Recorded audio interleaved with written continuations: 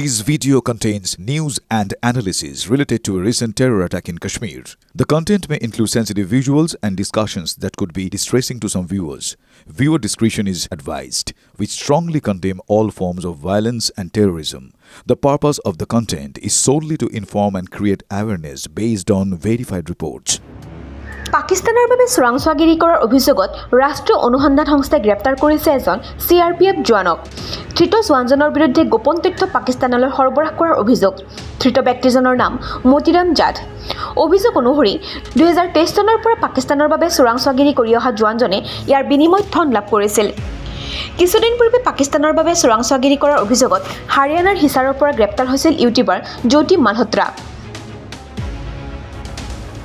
তাৰ পাছত আৰু কেইবাজন লোকক গ্ৰেপ্তাৰ কৰা হয়।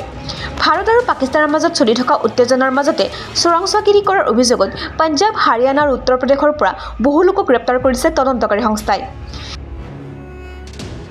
এতিয়া সেই তালিকাত নতুনকৈ নাম সংযোজন হৈছে CRPF জোৱান মতিৰাম জাটৰ। অৱশ্যে এই ঘটনা সন্দৰ্ভত বৰ্তমান তদন্ত অব্যাহত আছে। নিয়াই এক বিবৃতি প্ৰদান কৰি কৈছে যে 2023 চনৰ পৰা CRPF জোৱানজনে পাকিস্তানৰ বাবে চোৰাংচোৱাগিৰি কামত জড়িত হৈ আছে। তেওঁ পাকিস্তানৰ চোৰাংচোৱা বিষয়াক ৰাষ্ট্ৰীয় নিৰাপত্তা সম্পৰ্কীয় বহু গোপন তথ্য প্ৰদান কৰিছিল। ইয়াৰ বাবে জোৱানজনে পাকিস্তানৰ পৰা ধন লাভ কৰিছিল। জানিব পৰা মতে দিল্লীৰ পৰা গ্ৰেপ্তাৰ কৰা হৈছে জোৱানজনক। তাৰ পাছতে তেওঁক পাটিয়ালা হাউচ কোৰ্টৰ বিশেষ আদালতত হাজিৰ কৰা হয়। আদালতে মতিৰাম জাটক 6 জুনলৈকে নিয়াৰ জিম্মাত ৰখাৰ নিৰ্দেশ দিছে। গ্ৰেপ্তাৰ কৰা ব্যক্তিজনক বৰ্তমান জেৰা চলাই থকা হৈছে। উল্লেখ্য যে 22 এপ্ৰিলত জম্মু কাশ্মীৰৰ পেহেলগামত সংঘটিত হৈছিল ভয়ংকৰ সন্ত্ৰাসবাদী আক্ৰমণৰ ঘটনা। ইয়াৰ প্ৰতিশোধ স্বৰূপে ভাৰতে পাকিস্তান আৰু POKত চলাইছিল অপাৰেশ্যন সিন্দুৰ। কিন্তু তাৰ পাছতে পাকিস্তানে ভাৰতত আক্ৰমণ কৰে আৰু ভাৰতে ইয়াৰ প্ৰত্যুত্তৰ দিয়ে।